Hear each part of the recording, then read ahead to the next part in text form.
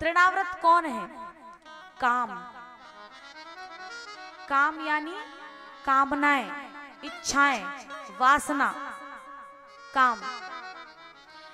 जब किसी के जीवन में काम आएगा तो सबसे पहले वो उसे अंधा कर देता है,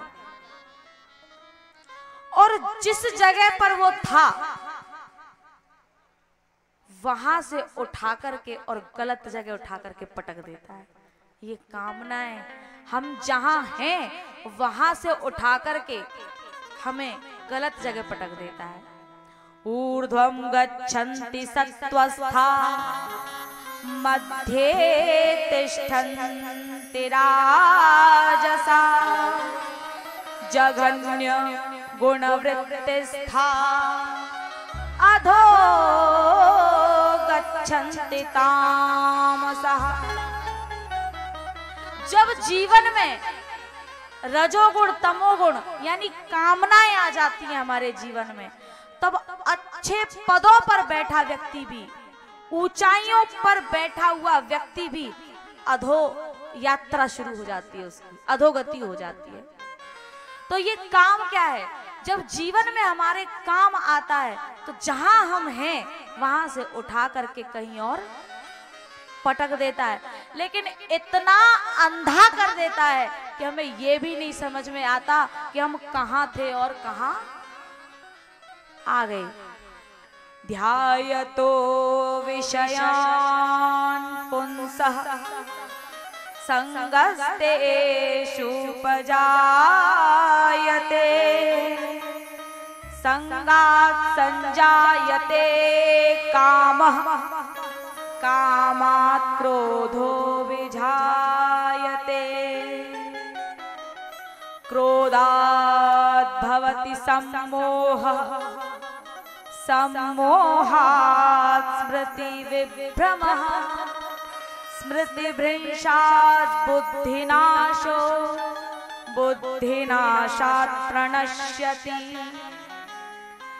सबसे पहले हम गलत चीजों का चिंतन करते हैं।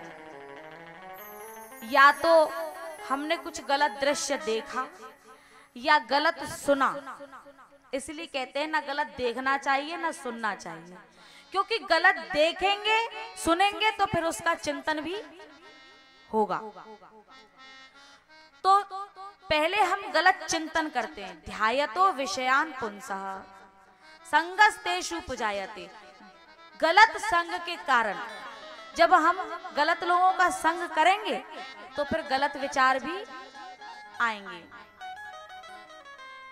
और जब गलत संग करेंगे, गलत विचार, गलत सोचेंगे, गलत बातों का चिंतन करेंगे तो हमारे जीवन में कामनाएं भी आएंगी,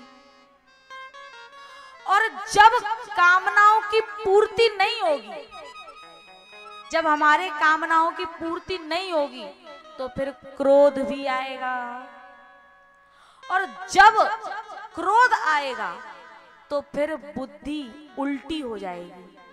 क्रोधात् भवति सम्मोहः, बुद्धि उल्टी हो जाएगी, और जैसे ही बुद्धि उल्टी हुई